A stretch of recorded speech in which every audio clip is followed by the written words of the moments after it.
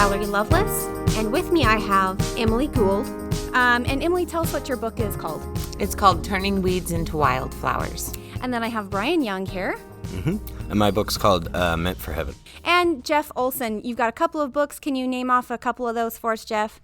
Yeah. The first book is I Knew Their Hearts, and the second book is Beyond Mile Marker 80, and the latest book is Knowing, which is actually the compilation of both those books with the comprehensive story, but with extended chapters and much deeper insights. Great, thank you. And Jeff is coming to us remotely from Arizona, but I have Emily here with me and Bryan here with me as well. So welcome everybody to the Cedar Fort Publishing and Media Behind the Scenes podcast. All right, now each of my guests today has struggled with some really hard challenges, the kind of challenges that can break some people and that people lose their faith over.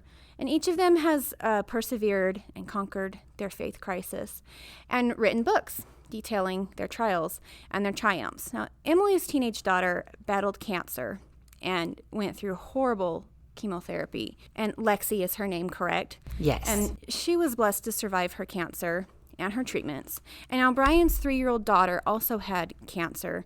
And she was just 3 years old when she was diagnosed, correct? Yeah. But she was taken home when she was 4 years old, right? Okay, and then Jeff lost his wife and one of his sons in a car crash that also left him fighting for his own life. One thing we're not doing here today is comparing trials, because each of my guests knows personally that Heavenly Father has a plan for each of us that is as individual as each of us is. But today I hope that we can gather and talk about hope and faith and healing for each of you. Let go of our children and let them be adults and make lots of bad decisions for themselves as Absolutely. well. Let life happen to them. Well, and I heard this amazing concept on Sunday. Somebody in my ward shared this concept, and they said that, one of the Beatitudes says that we're asked not just to love those who love us, but also to love our enemies, right? Because it's harder. It's easy to love people that love us, right, but it's harder to love our enemies. And sometimes it's easy to have trials. If we know that we did something wrong, then it's easy to get those trials because it's almost like we're receiving a punishment. But if we're receiving trials when we're living righteously, then that's a little bit harder for us, but we're also gaining a different perspective, a different understanding. And I really liked that because I thought, oh, okay, that makes more sense. We're learning a different way. We're understanding a different way.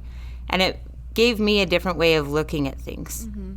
Because when you're comfortable, you don't learn, do you? Yeah. Mm-hmm. Well, and I think it's like Jeff said, and I loved it when he said this earlier.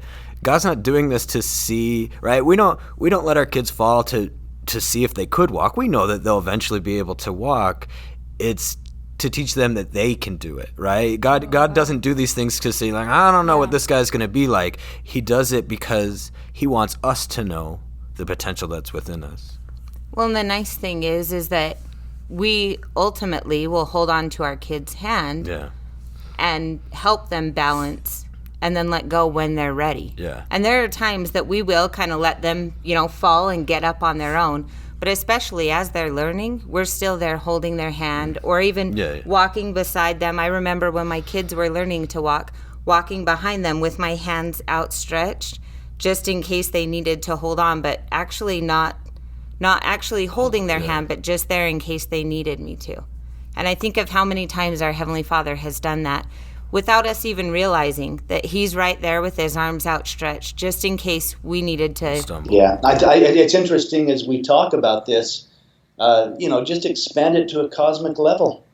Absolutely. So often we embrace a complete other philosophy. Well, we'll just make them obey, and then they won't be lost. And it's like, well, that was the complete, philosophy of another way of being.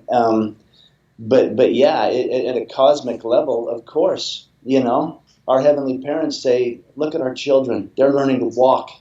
And they're stumbling and falling and slobbering and gosh, Sally kicked sand on Bobby again. And I'm sure at that perspective, it's just like, but aren't they perfect? Aren't they glorious? Aren't they absolutely magnificent? And aren't we proud of them? And don't we love them for who they are and for their uniqueness? I love little ones. I love being around that, and I'm beginning, maybe, I don't know, but to perhaps grasp this notion of becoming like a child. And Valerie, you said it, the more I learn, the more I realize I don't know anything. And maybe that's okay. Maybe that's okay to just trust. Like a child, just be loving, be trusting, and take each day as a new opportunity to learn and hold everybody's hand as we walk together and go back to that kindergarten mentality. And the world would be a much better place if we could do that. Stop judging each other and just put our arms around each other, hold each other's hands, walk through it, and say, wow, what did you learn from your experience? And learn from each other. Thanks for listening. To hear the whole interview, you can find us anywhere where podcasts can be downloaded, like iTunes, TuneIn, iHeartRadio. Just search for the Cedar Fort Publishing and Media Behind the Scenes.